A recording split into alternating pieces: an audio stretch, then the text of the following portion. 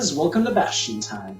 This is Nintendo News, I'm your host Bastian. Let's get to that first story. So in the last Nintendo News episode, we were talking about New Super Mario Bros. U and the fact that it's now sold out at Amazon, but another fact about New Super Mario Bros. U is that, and this is kind of interesting, there is no Nunchuck support for it. Now, there was for New Super Mario Bros. Wii, and I think that maybe the reason why there isn't for New Super Mario Bros. U is because, I mean, let's be honest here, how many of you actually used the Nunchuck connected to the Wii remote as your way of playing New Super Mario Bros. Wii? I know I haven't, and that's just because holding the Wii controller sideways just felt so right. It felt like you were playing it on an old-school NES gamepad, for instance. So I can't imagine that there were too many people who actually utilized the Nunchuck, and probably Nintendo figured, nobody actually used that. Let's not even waste time on implementing that. So I hope you weren't looking forward to using the Nunchuck on that game. And if you were thinking that maybe before purchasing that game, you wanted to rent it somewhere, you'll be glad to know that GameFly has decided that yes, they are going to have Wii U games. I'm not sure why that was even a consideration that they would or wouldn't, but yes, they will have Wii U games for renting purposes. You'll want to check out GameFly's website to see specifically which Wii U games they have available, but anyways, that's kind of cool.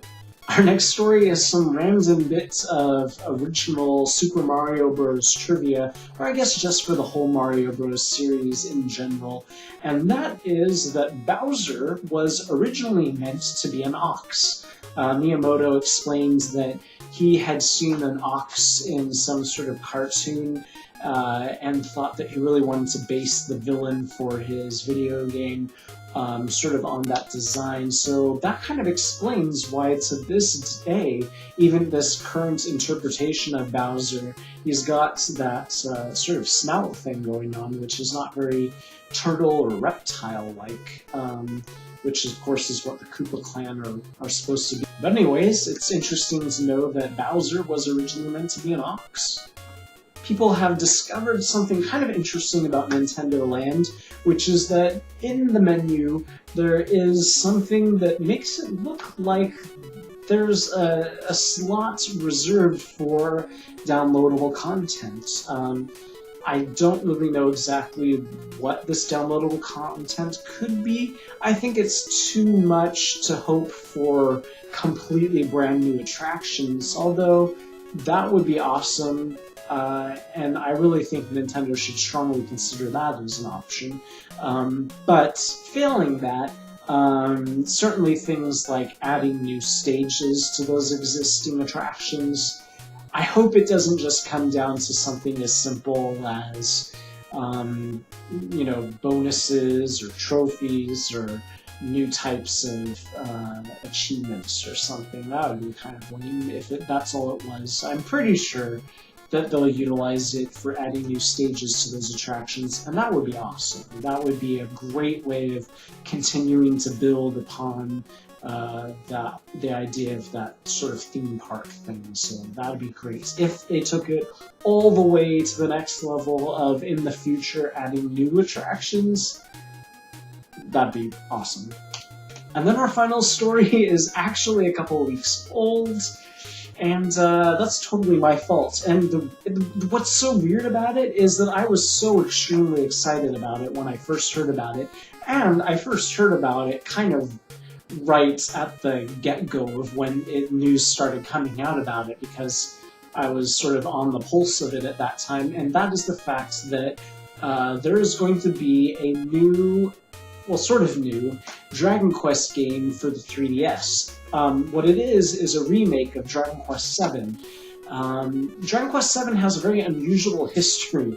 It actually was released a long time ago for the PlayStation, the original PlayStation, and it was one of the first games released for the original PlayStation.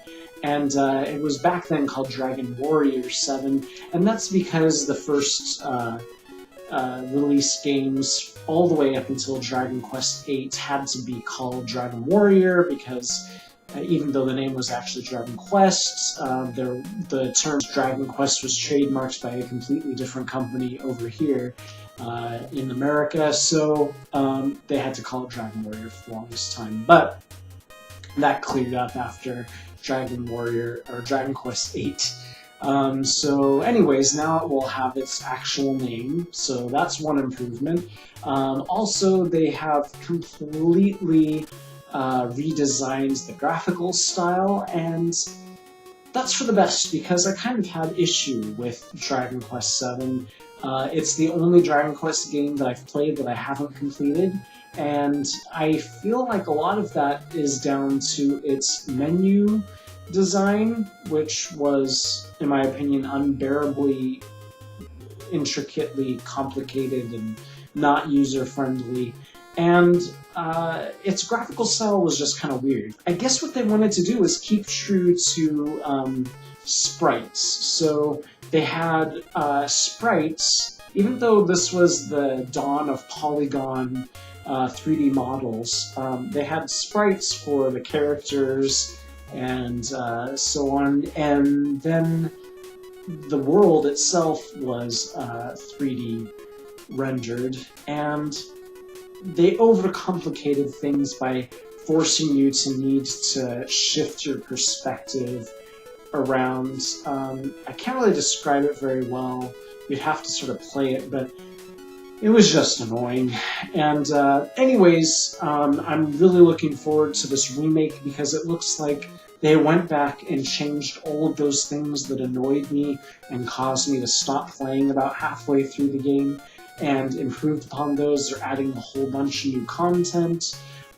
It looks like they might even be using the Dragon Quest IX engine because, for instance, starting in Dragon Quest VIII and then again in Dragon Quest IX, instead of just random encounters, you would see graphical representations of the enemies on the screen, and then you could decide whether you wanted to approach them or not. Some of them were really fast and would chase you down and didn't really have much choice in the matter, but anyways, I think that's a much better design choice in general, and I'm glad to see that they're reusing that from those games.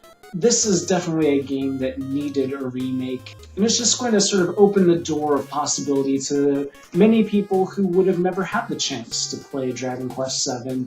Now we're going to be able to, assuming that it's going to be localized in America. There's still no word on it being localized outside of Japan, but of course it will be, and I can't wait.